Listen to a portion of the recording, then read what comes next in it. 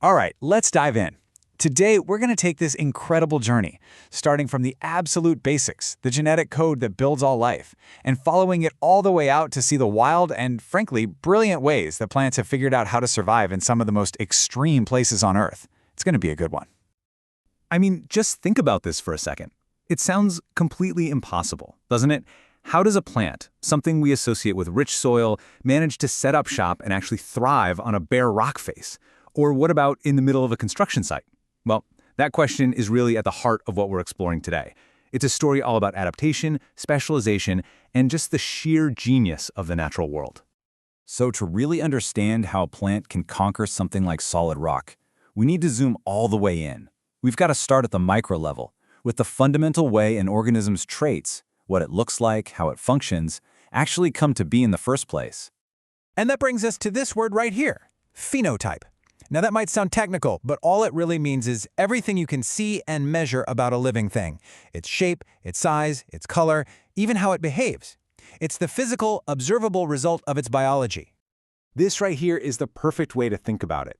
An organism's genetic code, its genotype, is like an architect's blueprint. It contains all the core instructions. But the final building, the thing we actually see, that's the phenotype. And it's not just shaped by the blueprint, but also by the world around it. You know, just like sun and rain affect how a building turns out, an organism's environment, its diet, the climate, influences how that genetic blueprint gets expressed. So the big takeaway is this: your traits aren't just your genes. They're what happen when your genes have a conversation with your world. Okay, so if the environment can influence our traits, how exactly does that happen? This is where we get into the super fascinating idea of genetic switches. And that's the whole field of epigenetics. It's the study of how the environment can literally reach in and flip switches on your genes, turning them on or off without changing the underlying DNA code one bit. It's kind of like having the same instruction manual, but using a highlighter to say pay attention to this part or ignore that sentence, all based on what's happening outside. And this is where it gets really powerful. What happens when these little environmental nudges, these epigenetic changes, start to shape not just one single organism, but an entire population that's living in one specific spot? Well, what you get is an ecotype. This is basically a distinct version of a species that has become genetically fine-tuned for its own unique local home. So for instance, the exact same species of grass might look and behave totally differently in a soggy marsh compared to how it does on a dry, windy hill. They've become local specialists, perfectly suited for their little corner of the world. And this lays out exactly how it happens, step by step.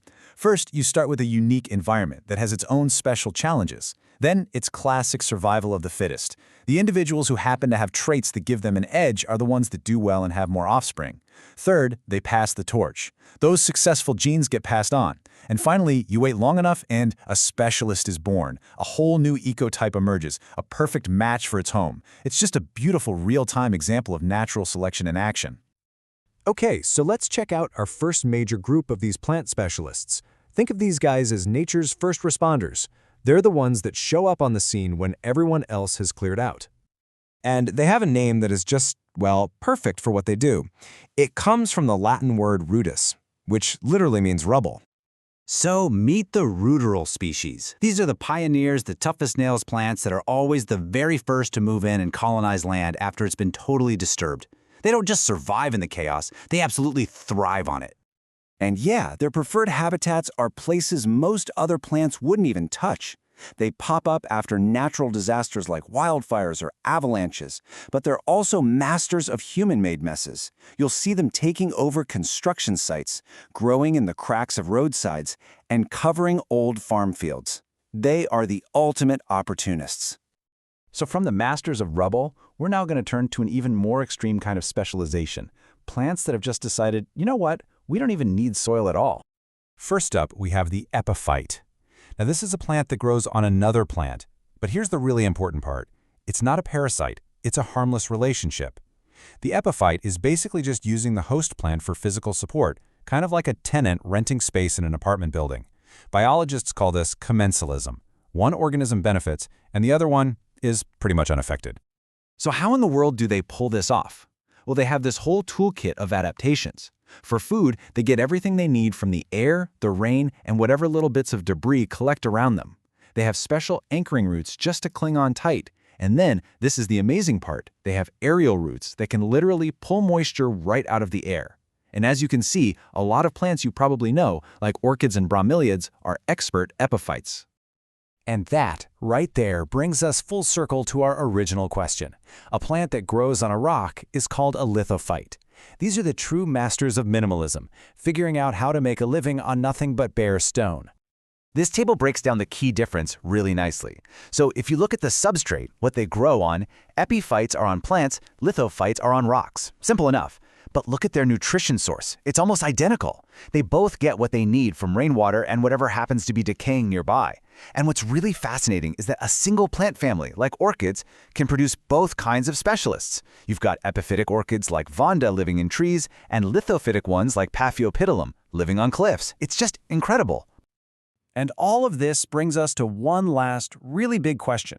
We've seen how life adapts, from tiny genetic switches all the way to plants that can conquer bare rock.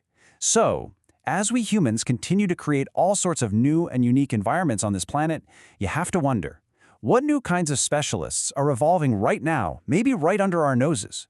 What's the next chapter going to be in this amazing story of survival?